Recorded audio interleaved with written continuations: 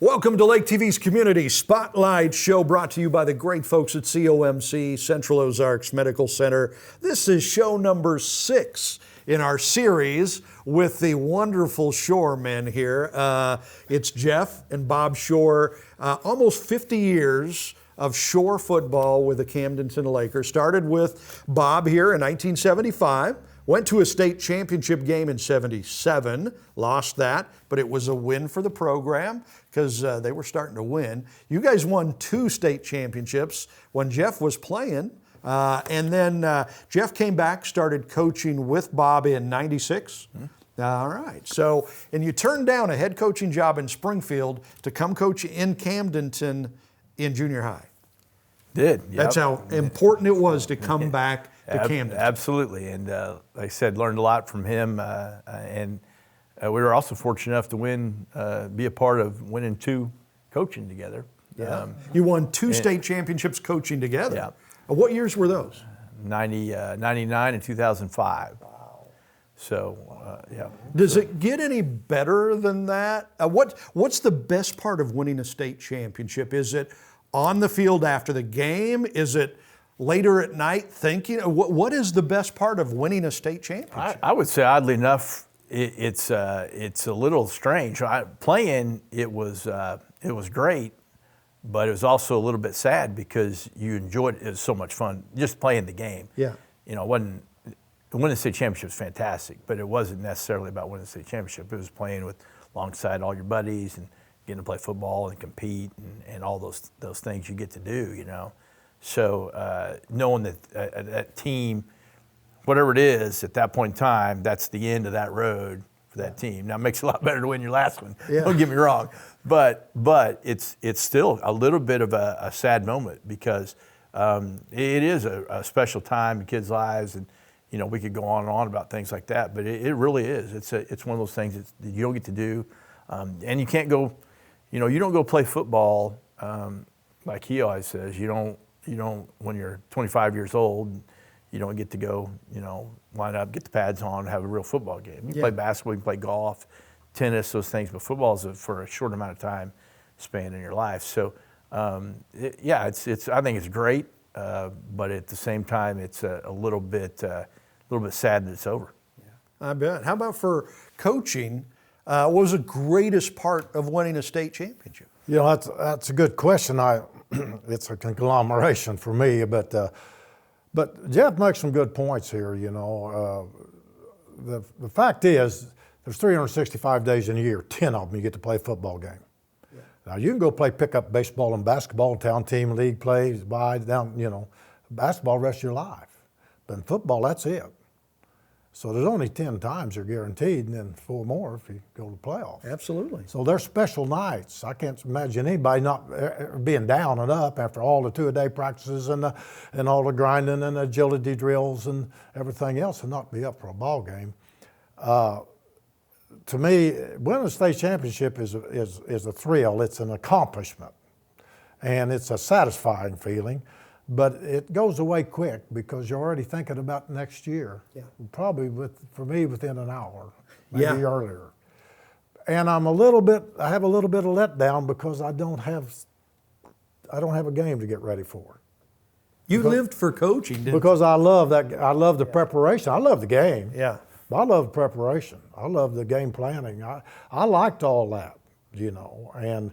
So it's almost like, well, we ought to play the state champion from Kansas or something, you know. I mean, it's like, heck yeah. Like it's bring them on. It shouldn't be over, you know. I guess, and I think that's what Jeff's saying a little bit too, because it's kind of the end of a period of time that's not going to come back. You know, it's really interesting talking to you guys together, because I've probably interviewed you, talked to you, I don't know, since I've been in town, probably 30 times maybe, and you guys say the same thing. You've learned everything from him. You know, it's like, hey, how can you not have fun playing football Friday night? You only get 10 of these, man. That's right. I've heard you say those exact words, and you learned them from your dad. Yeah, he's pretty good. Like I said, he's done a pretty good job. Not too bad. He's a pretty good dad and a pretty good coach. I mean, you know, one of the best ever coach. But Jeff is, that's natural. He's loved to play. You know, I tell you, just like people said, well, you've coached him home. I tell you what, when I got home from coaching, he was dragging me by the arm off the couch. Or 2 or 3 of his buddies, Travis or Sean, there was there too. Come on, let's go out here and shoot baskets, or let's go out here and hit me some baseball, hit me some grounders or something. It's like a carpenter going home working on his house. Right. Never does. Or the plumber, right? Yeah. The toilet's always running. Yeah, he initiated that himself. I mean, I used to have rules, you know, like in baseball, I'd hit him ground balls. Anything below my knees, I don't catch when you throw it back. You go and get it. I'm dug my last one out of dirt. Right. You know, catching an Adam apple. I'm not, no more of that. So they're up here above the belt buckle or you know, that kind of thing. So a lot of that's on his own. And Jeff, every coach Jeff's a really great motivator. Kids love playing for him. Yeah. You know, he's good for kids and stuff, and better at that than I am. I mean, you know, he gets a lot more enthusiasm, excitement, and that's the great thing about coaching. That was part of the coaching staff when he was on it. When you really like it, it's contagious. Yeah. They can tell it. Absolutely. Both with the coaches and the kids. Absolutely. Okay. So this is show number 6 with Jeff and Bob Shore, the Shore family football legacy at Camdenton, almost 50 years. So we'll have more right after this. At COMC, your health is our mission. Central Ozarks Medical Center is growing in our community with a new dental location to serve you in Eldon and a new location in Lori. COMC also makes your children a priority with a mobile dental unit serving schools in rural areas where access can be a challenge. COMC also offers OBGYN, sports medicine, pediatric, and behavioral health care. Get more info on how COMC can help you at centralozarks.org. COMC, where your health is our mission. Winter, spring, summer, or fall, Lake TV's got it all. We think it's hot stuff when things cool down. We spring into action when things start warming up. Of course, summer is one big, huge shootout on Lake TV. And we fall in love all over again when autumn rolls around. Winter, spring, summer, or fall, Lake TV's got it all.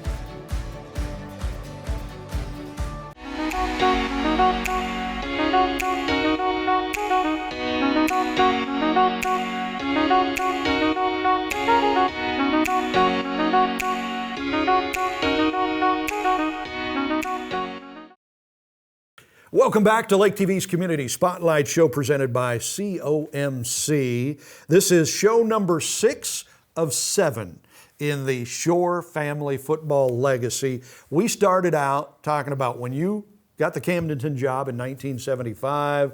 You were just a whippersnapper, 5 years old then maybe? Yeah. Okay. Yeah. And then you won state championships together. You took over for your dad. It's fascinating hearing your stories about when you turned the reins over to Jeff.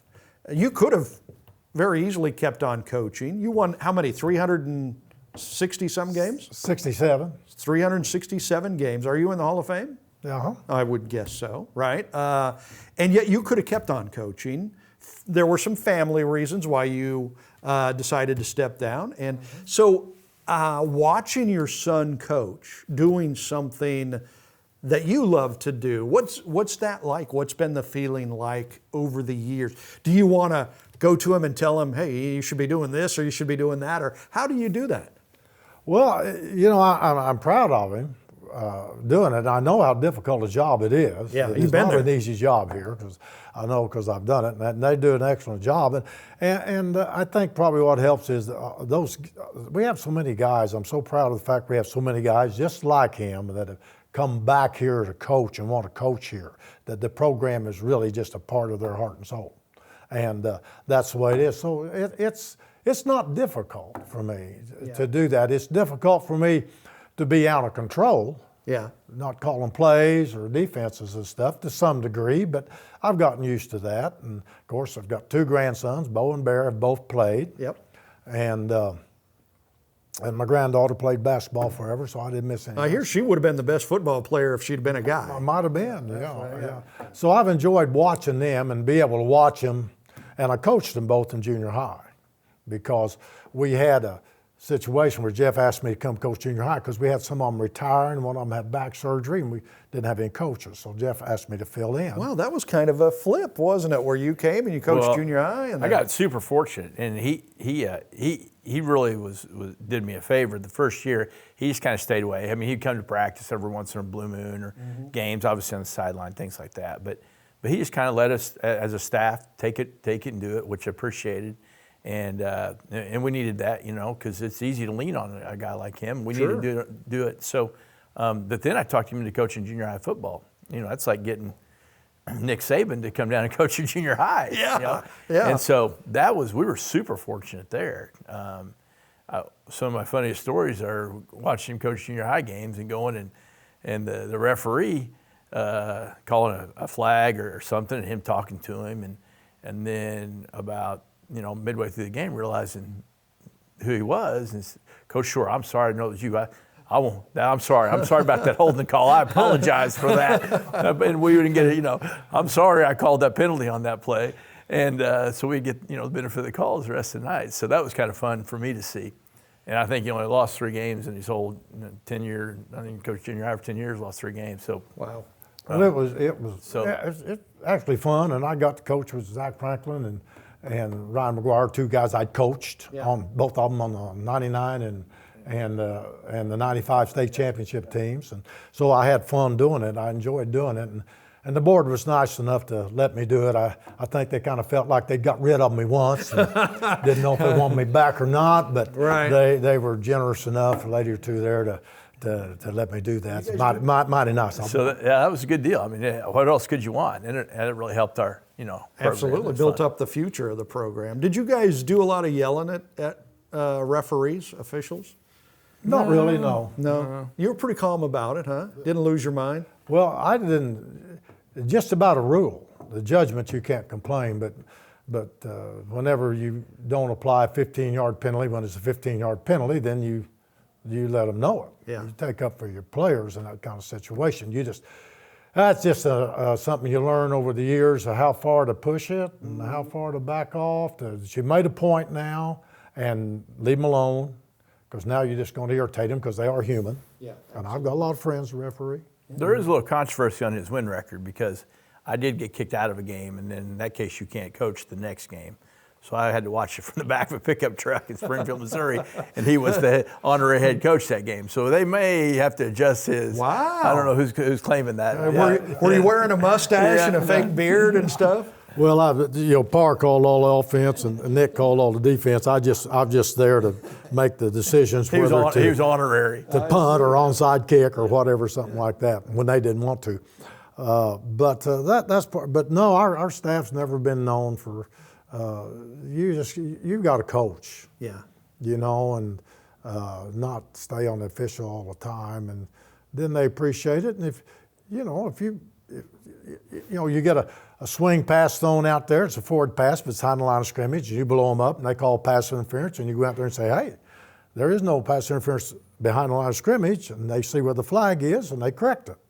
I mean, those things happen, actually. Then everything's good. They'll pay a little attention to you, but referees are not the problem, and I really respect, even if I get on one, the fact that they do it. And it's a hard job, and they put up with it. And there's only one. The only officials I know are the worst I ever saw, and they've gotten worse every year, in every game, because every time it's the worst I ever saw. Absolutely, right? In whatever sport. Spoken like a true coach. Yeah. Right? So the thing is, you got to admire these guys, and I know a lot of these guys personally real well, and they're in it to try to help kids. They want to stay relevant and athletic. Yeah, absolutely. And it's not easy. You got to stay at least in a little bit of shape. But Jeff, he didn't tell you, but actually, the second flag didn't come from him. No, but it doesn't matter. Those things happen. Because the second flag, anybody on the sidelines, and now the guy, he's touchy now. All right, so this is show number 6 in the Shore family football legacy. We've got one more to go, and we're going to talk about looking back at the legacy and what you guys built and did with the Camdenton Lakers. Thank you so much for joining us for Lake TV's Community Spotlight Show.